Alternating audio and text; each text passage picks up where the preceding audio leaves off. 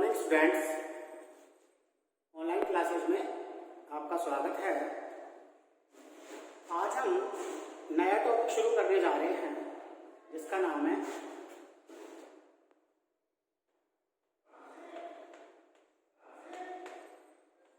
अलंकार।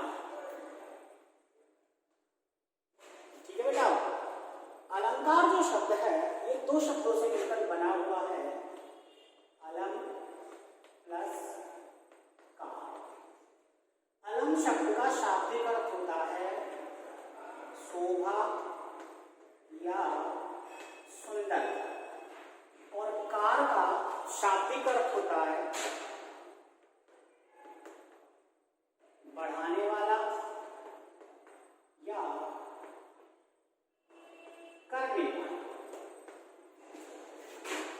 ठीक है, अलम का शाब्दिक अर्थ होता है शोभा या सुंदरता, और कार का अर्थ होता है बढ़ाने वाला या करने वाला। तो अपन क्या कह सकते हैं कि अलंकार शब्द का शाब्दिक अर्थ होता है शोभा बढ़ाने वाला या सुंदरता करने वाला। ठीक है, तो अलंकार का शाब्दिक अर्थ होता है शोभा बढ़ाने वाला या सुंदरता करने वाला। ठीक वैसे ही जैसे आदमी जो होता है वो भी क्या करता है, व्यक्ति स्त्री हो चाहे पुरुष, अपनी सुंदरता को बढ़ाने के लिए कुछ ना कुछ अलंकार धारण करते हैं, और उन अलंकारों को हम गहने कहते हैं। क्या कहते हैं? गहने, या क्या कहेंगे अपन बेटा? आभूषण। ठीक है, तो जैसे व्यक्ति स्त्री या पुरुष अपनी सुंदरता को बढ़ाने के लिए गहने या आभूषण धारण करता है, ठीक उसी प्रकार काव्य की सुंदरता बढ़ाने वाले तत्व होते हैं वो अलंकार कहलाते हैं। इसकी सुंदरता को बेटा काव्य की, क्योंकि चाहे कवि हो या लेखक अपनी रचना को सुंदर बनाने के लिए, अच्छा बनाने के लिए वो अपनी उस रचना के अंदर सुंदर सुंदर चीजों का समन्वय करता है। तो जिन चीजों के समन्वय से, जिन तत्वों के समन्वय से वो अपनी रचना को सुंदर बनाता है उन्हें हम अलंकार कहते हैं। कोई भद्दी औरत है, यदि वो अलंकार धारण कर लेती है तो सुंदर दिखाई देती है। यदि कोई औरत सुंदर है और उसने गहने आभूषण धारण कर लिए तो उसकी जो सुंदरता होती है उसमें चार चांद लग जाते हैं। तो जो महत्व किसी महिला के लिए अलंकारों का होता है, आभूषणों का होता है, वही महत्व कविता के लिए, काव्य के लिए अलंकार का होता है। ठीक है, तो परिभाषा के रूप में बेटा आप क्या लिख सकते हो? अलंकार की परिभाषा काव्य की शोभा या सुंदरता बढ़ाने वाले तत्व अलंकार कहलाते हैं। तो काव्य की शोभा या सुंदरता बढ़ाने वाले जो तत्व होते हैं वो तत्व अलंकार कहलाते हैं। और हमारी हिंदी भाषा में अलंकारों के टोटल जो है वो 3 भेद माने गए हैं। अलंकार का भेद नंबर 1 शब्दालंकार। ठीक है, भेद नंबर 2 अर्थालंकार, और भेद नंबर 3 उभयालंकार। ठीक है, अब यहां मतभेद उत्पन्न हो गया। कुछ विद्वानों ने तो भेद माने 3 और कुछ विद्वानों ने बेटा भेद माने 2।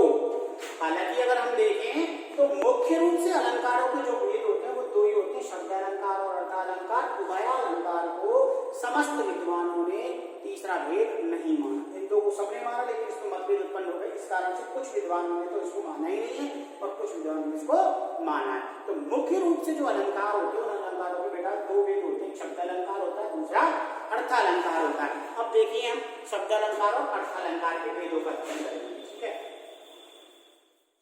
अब हम अध्ययन करते हैं अलंकार के भेदों का।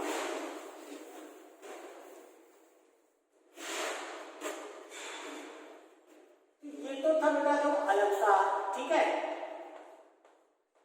अब अलंकार के भेद जो है वो भेद हमने कर दिए बेटा 2 मुख्य रूप से। 2 हो गया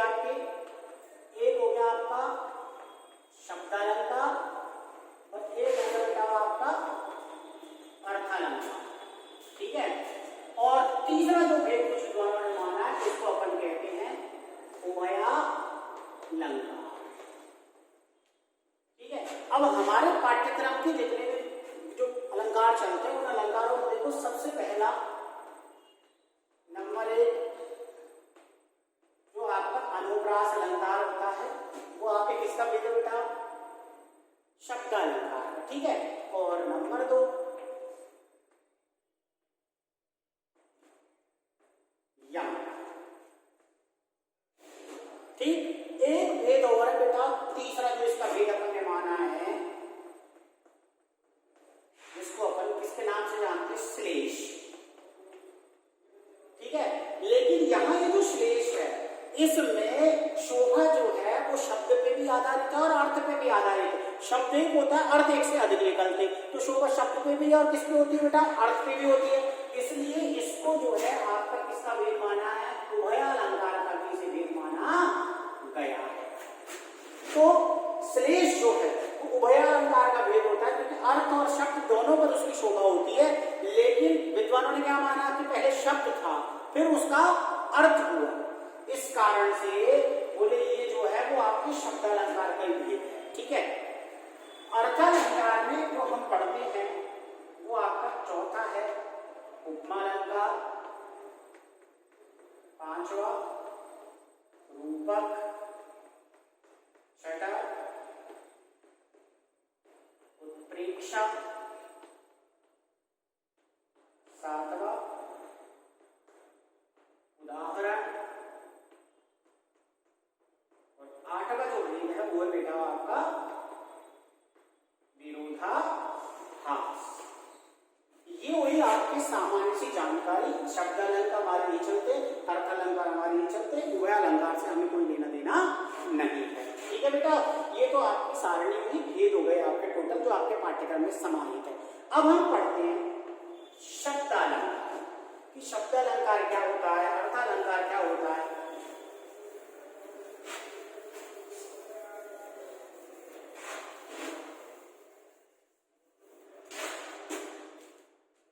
सबसे पहले बेटा आपका शब्दालंकार। अलंकार दो शब्दों से मिलकर बना है, अलम और कार से। तो अलंकार और शब्दालंकार जो है ये भी दो शब्दों से मिलकर बना हुआ है। आप देखिए शब्द प्लस अलंकार। तो अलंकार का अर्थ तो पहले स्पष्ट हो चुका है, सुंदरता बढ़ाने वाले और शोभा बढ़ाने वाले, ठीक है। लेकिन किस पर आधारित? शब्द, अर्थात वे अलंकार जिनकी शोभा किस पर होती है? शब्द पर आधारित। तो अपन क्या कह सकते हैं परिभाषा के रूप में? जिन काव्यों की शोभा शब्द पर आधारित होती है, जिन काव्यों की शोभा शब्द पर आधारित होती है, शब्दालंकार कहलाते हैं। और शोभा किस पर आधारित होती है? शब्द पर। स्पष्ट है बिल्कुल। अपने का अर्थालंकार तो शोभा किस पर आधारित हो जाएगी? आपकी अर्थ पर। तो यहाँ शब्द पर आधारित होती है शोभा, उन्हें अपन क्या कहते हैं? शब्दालंकार कहते हैं। जैसे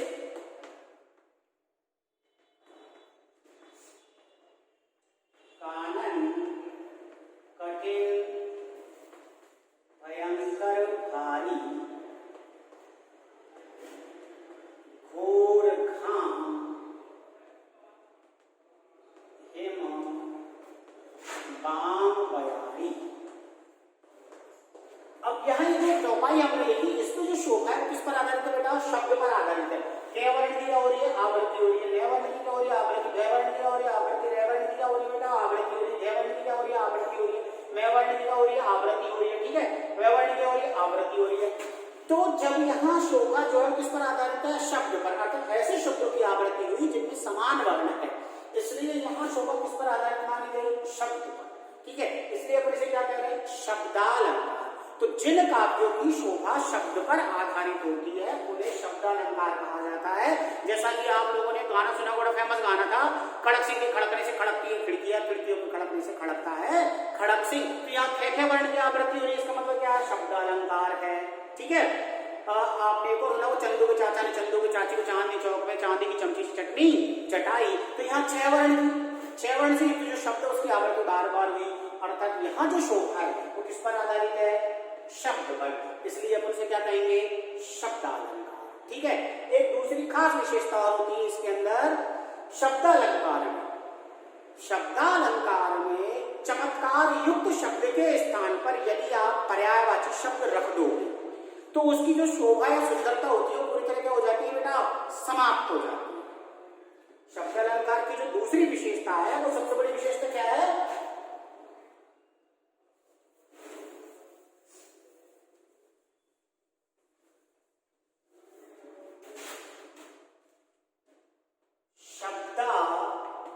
शब्दालंकार में चमत्कार युक्त शब्द के स्थान पर पर्यायवाची शब्द रख देने से उसकी सुंदरता या शोभा समाप्त हो जाती है। जैसे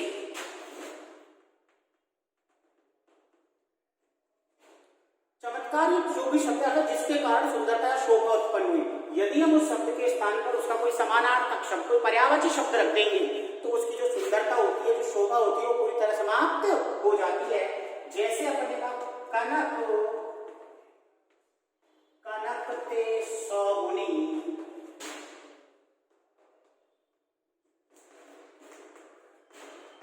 मादकता अधिका। अब यहाँ इस पंक्ति में जो चमत्कार है, सुंदरता है, किसके कारण है, इस कनक शब्द की आवृत्ति के कारण है। यदि आप इस कनक शब्द के स्थान पर ये लिखें सब कनक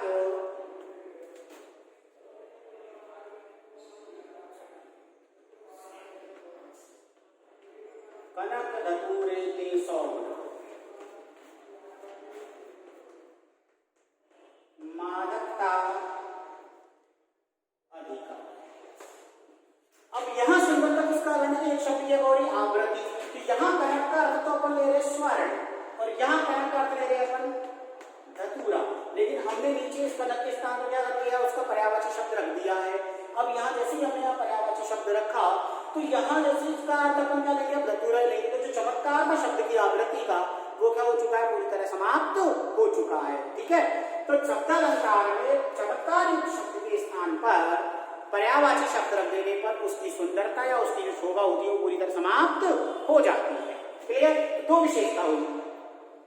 विशेषता नंबर 1 शोभा शब्द पर आधारित होती है, विशेषता नंबर 2 चमत्कार युक्त शब्द के स्थान पर पर्यायवाची शब्द रख देने पर उसकी सुंदरता या शोभा पूरी तरह समाप्त हो जाती है।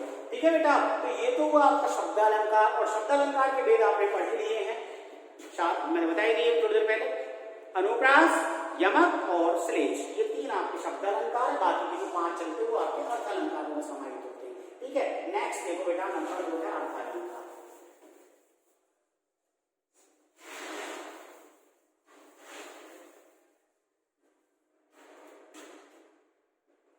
अलंकार का भेद नंबर 2 अर्थालंकार। ठीक है बेटा, तो अर्थालंकार 2 शब्दों से मिलकर बना हुआ है, अर्थ प्लस अलंकार। वही बात तो गई जो उसमें लिखी थी अपन ने थोड़ी देर पहले ही, इसमें शब्दालंकार में कि जिन काव्यों की शोभा अर्थ पर आधारित होती है, अर्थालंकार कहलाते हैं। जैसे जिन काव्यों की शोभा अर्थ पर आधारित होती है अर्थालंकार कहलाते हैं। ठीक है, किस पर शोभा होगी, अर्थ पर। शब्द का कोई महत्व नहीं होता, किसका महत्व होता है, अर्थ का। जैसे अपन ने लिखा बेटा पीपर पात सरिस मन डोला। यहां देखो आप केवल की आवृत्ति हुई, लेकिन शोभा शब्द पर आधारित नहीं होकर किस पर आधारित? अर्थ पर। कि पीपर पात तो पीपल के पत्ते के सरिस में समान मन डोलता है। कि पीपल के पत्ते के समान क्या डोलता है? हमारा जो मन है, हृदय है, वो हमेशा डोलता रहता है इधर उधर। जैसे पत्ता टूटते ही हवा के साथ कभी इधर डोला, हवा इधर चली कभी इधर चला गया, ठीक वैसे ही हमारा मन भी क्या है? पीपल के पत्ते के समान इधर डोलता है। तो यहाँ पे जो शोभा है, सुंदरता, तो किस पर आधारित है? अर्थ पर आधारित है। ठीक है, तो विशेषता नंबर एक क्या हो गई? अर्थालंकार की शोभा किस पर आधारित होती है? अर्थ पर। और विशेषता नंबर जो 2 है वो क्या है बेटा? कि अर्थालंकार में विशेषता नंबर 2, अर्थालंकार में चमत्कार युक्त शब्दों के स्थान पर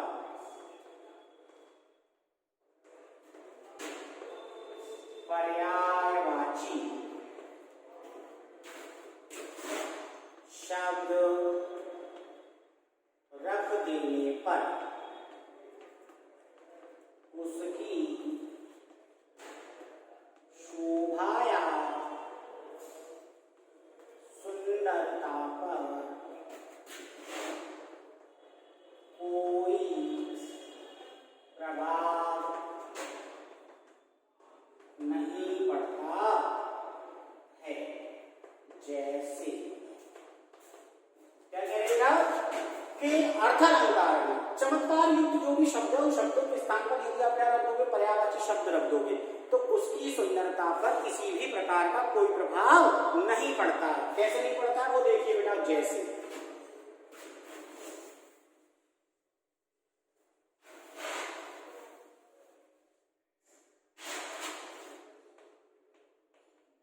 झल रही मुखचंद्र से मुस्कान की है चांदनी। ठीक है, के स्थान पर क्या रख रहे हैं अपन? झल के रंग स्थान पर लिखा छिटक रही, मुख के स्थान पर लिखा आनंद, चंद्र के स्थान पर लिख देते मयम, स्मित मुस्कान के स्थान पर लिख देते स्मित, चांदनी के स्थान पर लिख देते हैं विदुलेखा। ठीक है, देखो बेटा, झल के स्थान पर लिखा छिटक, रही के स्थान पर रही, मुख के स्थान पर आनंद, चंद्र के स्थान पर मयम, से के स्थान पर से, मुस्कान के स्थान पर स्मित, की है, चांदनी के स्थान पर विदुलेखा। क्या किया हमने? जिन स्थानों पर चमत्कार था उनके स्थान पर हमने किसका प्रयोग कर दिया? पर्यायवाची शब्दों का प्रयोग किया। तो उसकी जो शोभा है, सुंदरता, उस शोभा या सुंदरता में किसी भी प्रकार का कोई परिवर्तन नहीं हुआ। देखो वही अर्थ का झर रही मुख चंद्र से, झर रही है मुख रूपी चंद्रमा से, मुस्कान रूपी चांदनी झर रही है, गिर रही है, छिटक रही है। यहाँ पे भी वही अर्थ हुआ कि गिर रही है, आनंदमय करता मुख रूपी चंद्रमा से, स्मित की विजुले करता है मुस्कान रूपी चांदनी। तो शब्दालंकार में तो क्या होता है? शब्द का महत्व होता है। जैसे ही आप शब्द बदलोगे अर्थ भी परिवर्तित हो जाएगा, लेकिन अर्थालंकार में महत्व किसका होता है? अर्थ का होता है। इसलिए आप पर्यायवाची शब्द यदि रख दोगे तो उसके अर्थ में किसी भी प्रकार का कोई परिवर्तन नहीं होता है, जैसा है वैसे ही रहता है। ठीक है बेटा, तो ये हो गया आपका अर्थालंकार। अब आपने सबसे पहला बड़ा अलंकार की डेफिनेशन होगी, अलंकार किसे कहते हैं, कितने प्रकार के होते हैं, क्लियर। ठीक है, उसके बाद आपने अर्थालंकार की परिभाषा पढ़ी, शब्दालंकार की परिभाषा पढ़ी। अब अलंकार नंबर 1 जो 3 और है उसके बारे में थोड़ी जानकारी बता देता हूं बेटा। अलंकार नंबर 3 है आपका उभयालंकार। उभयालंकार, जैसे कुछ विद्वानों ने माना, यदि हमसे पूछा जाता है अलंकार कितने प्रकार के होते तो हम सिर्फ 2 ही प्रकार के बताएंगे, शब्दालंकार और अर्थालंकार, क्योंकि इससे हमको लेना देना नहीं है। यदि मान लीजिए आप ये भी बताना चाहें कि नहीं साहब ये भी बताना चाहेंगे, फिर आप मेरे को कुछ विद्वानों ने अलंकार का तीसरा भेद और मानना है उभयालंकार, तो नोट लगा करके या आप उसको वैसे बताना पड़ेगा। अगर आपसे डायरेक्ट सीधा पूछा जाता है कितने भेद है तो सिर्फ आप कितने बताओ बेटा? 2 ही बताने हैं। ठीक है, तो उभयालंकार जिन काव्यों की शोभा